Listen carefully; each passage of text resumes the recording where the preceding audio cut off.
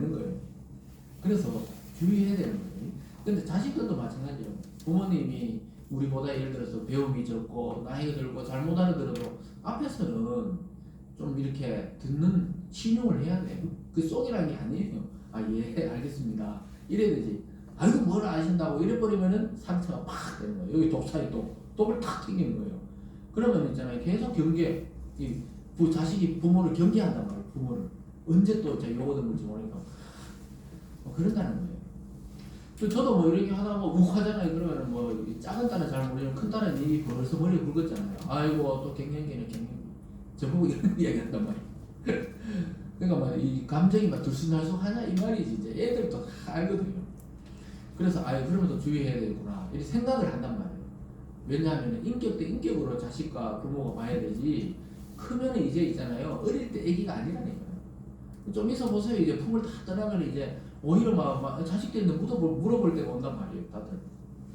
그래서 인간들끼리 그렇다는 거예요. 막 독사의 독을 여러분들 그래서 어디서든 사람들 만나면은 막 이게 올라올 때가 있잖아요. 그때 말 안 하는 게 좋아요. 고감정일 때는 조금 치웠다가 그 다음날 말하는 게 좋아요. 왜냐하면 그 당시 바로 이야기하잖아요. 독을 팍 쏘는 거. 그래서 상처를 많이 받아요. 참 중요합니다. 그래서 그게 평생 그 말이 안 잊혀져요. 우리가 막 정신이 말짱한 이상 그게 안 잊혀진다고요. 그 어떤 들었던 말들, 저도 옛날에 들었는 말인데 안 잊혀지는 사람 있어요. 있습니다. 뭐 어떤 예전에 같이 일을 할 때인데 있어요. 그 사람이 근데 감정은 없었어요. 이제 감정 하나님 다 치유했는데 그 당시에는 너무 억울해가 있잖아요. 사람 마음이 지금보다 더 젊을 때니까 막 죽여 살려 막 이런 마음이 드는 거죠. 행동은 못하지만 그런 게 지금 설교하면서 생각이 나네요. 잘 살고 있는지 모르겠지만 그런 경우가 있어요. 근데 그게 독이에요. 그러니까 독이 오면 이게 마음에 이 마비가 생기거든요. 그래서 그 다음 보면 그 입에는 저주와 악독이 가득하다는 거예요. 인간이 사실 이런 상태다 이 말입니다. 그러니까 막 저주하고 막 욕하고, 우리나라는 정치가 그걸 잘 보여주는 것 같아요. 정치인들 말하는 거 보면 점점 수위가 세져가지고 막 그래가지고 막 서로 막 하는 거 보면 막 TV에서 그 정도면 밖에서 어느 정도 말하는지 모르겠어요. 엄청나게 그냥 서로 막 저주를 하고 욕을 하는 것 같아요. 그게 다 돼 있어요. 그러니까 막 행동으로 막 그런 행동들이 나오고, 북한은 말 요즘 막 우리나라에 대놓고 막 새해가 밝자 말자 막 축복이 아니고 막 온갖 저주를 퍼부어가지고 이제 또 막 폭탄도 엄청나게 퍼붓고 이러던데, 전부 다 이게 성경을 보면 제정신이 아니다 이 말이에요.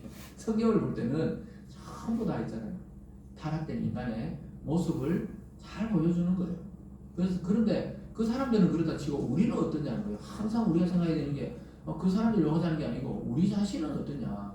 예수님을 믿고 하나님 믿는 우리들도 우리 입에 막 독이 있는 거 아닌가, 저주가 있는 거 아닌가. 그러면 어떻게 해요? 빨리 말씀을 통해 이 저주와 이 악을 제거하고 하나님의 그 말씀을 통해 축복의 언어로 변화시키는 여러분 되시길 바랍니다. 그래서 사람을 살리는데 사용해야 되죠. 사람을 살리는데 입술을 사용하고 말을 사용하고 그리고 우리의 감정과 시간을 사용하는 것이죠. 그래서 우리 예수님 믿는 사람들도 말씀을 계속해서 꾸준히 듣지 않으면 어떻게 됩니까? 안 믿는 상태와 똑같이 돼버려요. 우리가 예수님 믿는 사람도 점점점 말씀을 안 듣게 되면 어떻게 돼요? 똑같아요. 악독과 저주와 독이 나가게 되고 피 흘리는데 발이 빠르다는 게 남을 죽는 걸 당연하게 생각하고 그냥 막 이렇게 된다는 거예요. 그래서 말씀에 자기 자신을 처복종시켜야 돼요. 이 위대한 이 하나님의 영광을 받아 로마서를 쓴 사도 바울도 자기를 어떻게 해요? 날마다 자기를 처복종시킨다는 거예요. 말씀을 날마다 듣지 않으면 그날은 자기가 의가 살아가지고 막 사람을 정죄할 수 있기 때문에 말씀으로 자기를 처복종시킨다는 겁니다. 그래서 하나님이 나를 보시는 상태를 알게 되었을 때 그래야 그것을 극복할 길을 찾을 수가 있어요. 아까 말했잖아요. 진단이 정확해야 처방이 정확하다. 또 사람들인데 이런 이야기하면 아이고야 나 먹고 살기도 바쁜데 하면서 언제 교회 갔다가 언제 성경 공부하고 그러면서 어떻게 되냐, 결국은 자기 마음대로 살아버려요. 참 안타깝죠.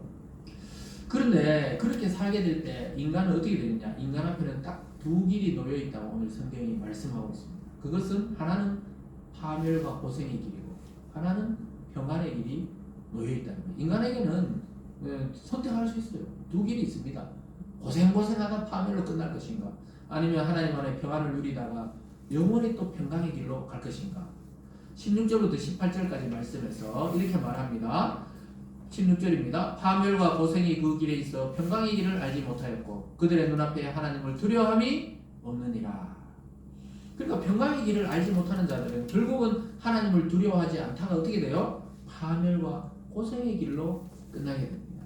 그래서 인간은 이 세상에 굉장히 행복한 것 같지만 사실은 고생하다가 파멸로 끝이 나는 거예요. 하나님이 두려움하지 않고 내 힘으로 살던 사람들은 다 그렇게 파멸로 끝이 나는 것입니다. 근데 그리스도 안에서 길을 찾은 자들은 평강의 길을 걷게 됩니다. 그래서 살아계신 하나님을 믿고 사는 사람과 그렇지 않는 사람은 극명한 차이가 납니다. 완전히 끝이 달라요.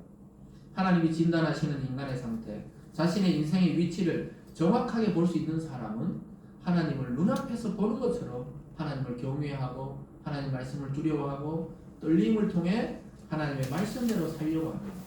그런데 그렇지 않은 사람들은 자기 멋대로 살기 때문에 계속 실패해요.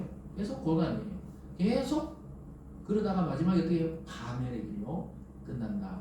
인생이 그렇게 끝나는 사람이 있고, 근데 하나님 안에서 평안을 누리면서 이 세상에서도 평안을 누리고, 주님이 그랬잖아요. 주님이 우리에게 자유를 주신다 그랬고, 그리고 제일 처음에 부활해서 예수님이 제자 찾아갔을 때도 평안하라. 예수님을 믿는 순간 뭐예요? 인생에 흔들림이 없어요. 평안함이 찾아옵니다. 그리고 영원한 평강의 길로 우리를 인도하신다. 이렇게 말씀하고 있습니다. 그래서 여러분 좀 부족한 것 같아도, 세상에서 뭐 지식이 부족하고 뭐 경제가 좀 부족하고 좀 가난한 것 같아도 마음이 평안한 게 훨씬 낫습니다. 길게 보면 훨씬 그게 나아요. 그래서 하나님 안에서 참 복과 행복을 누리고 그리고 축복을 나눠주는 사람이 진짜 인생을 멋지게 사는 사람이지, 자기 것만 계속 벌벌 떨며 그렇게 살다가 고생하다가 파멸로 끝나봐야 아무 소용이 없습니다. 여러분, 하나님을 아예 없는 분으로 여기면서 자기 노력과 의지로 모든 것을 이루어보려고 했던 사람들의 결과는 파멸이었습니다. 매일매일 삶 속에서 여러분 그런 사람을 보고 사는 거예요. 직장에 가보고 또 사회에 나가보세요. 바닥바닥 살아요. 근데 예수님 믿는 자들도 막 성실하게 삽니다. 열심히 살아요. 근데 마음속 깊은 곳에서는 바둥바둥이 아니에요. 나와 하나님이 오늘도 함께 하신다. 이런 평강을 가지고 그렇게 살아가요. 그래서 겉으로는 똑같지만 여러분들 사는 세상 속에는 고생과 파멸의 길을 걷는 사람이 있고 그리스도 안에 평안의 길을 걷는 사람이 있다는 것을 깨달아야 되는 것입니다. 사랑하는 여러분, 올 한해도 이렇게 우리가 시작되고 있고 또 첫 주가 시작되었는데 이 세상의 물결에 너무 휩쓸리지 말아야 합니다. 왜냐하면 하나님의 진단이 더 중요하지, 뭐 이 사람 저 사람 이야기보다는 그 분야의 명의를 만나야 정확하게 진단하듯이 하나님을 만나서 그리스도를 통해 정확하게 처방을 받아야 인생을 속지 않고 올 한해도 이 행복하게 보람있게 살아갈 수가 있는 거죠.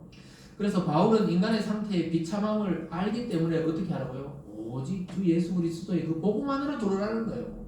왜 평안의 길을 놔두고, 여러분 아니 세상에서 그냥 아무 일도 하지 말라는 게 아니잖아요. 예수 믿고 나서 하는 것도 하라는 거예요. 죄 짓는 거 외에는 막 다 하라는 거예요. 자유롭게. 왜 예수 믿고 그거 하면 되는데 왜 그거 안 믿냐 이거죠. 그래 안타까워하면서 바울이 지금 이야기하고 있습니다. 여러분, 하나님과 화목하고 죄로 인하여 막혔던 담을 헐고 하나님과 화해시킬 수 있는 길은 오직 예수 그리스도 한 길밖에 없는 것입니다. 올 한해도 이 복음의 능력 안에서 복음을 마음껏 누리고, 여러분 올 한해는 정말 아무도 아프지 마시기 바랍니다. 올 한해는 아무도 다치지 마시고 아무도 또 질병에 노출되지 말고 행복 안에서 또 그리스도 안에서 행복하게 한 해를 출발하는 우리 모든 성도 되시길 주님의 이름으로 축원합니다. 기도하겠습니다. 사랑의 하나님 아버지, 감사드립니다. 오늘 우리 영혼의 상태 또 인간의 정확한 진단을 사도 바울을 통해 우리에게 주시니 감사드립니다. 하나님을 몰랐다면 우리도 여전히 죄악 아래서 고생하다가 파멸의 길로 끝날 수밖에 없었는데 주님 안으로 불러주시고 이 복음을 듣게 하시고 영원한 평안의 길로 인도하여 주심에 감사드립니다. 올 한해 우리 모든 성도님들 가운데 하나님의 축복과 기쁨과 행복이 넘치는 한 해 되게 도와주시고 어떤 질병에서도 주님 보호하여 주시고 구원해 주셔서 행복한 한 해를 보낼 수 있도록 축복하여 주시옵소서. 감사드리며 예수님 이름으로 기도드리옵나이다. 아멘. 우리 다 함께 552장을 함께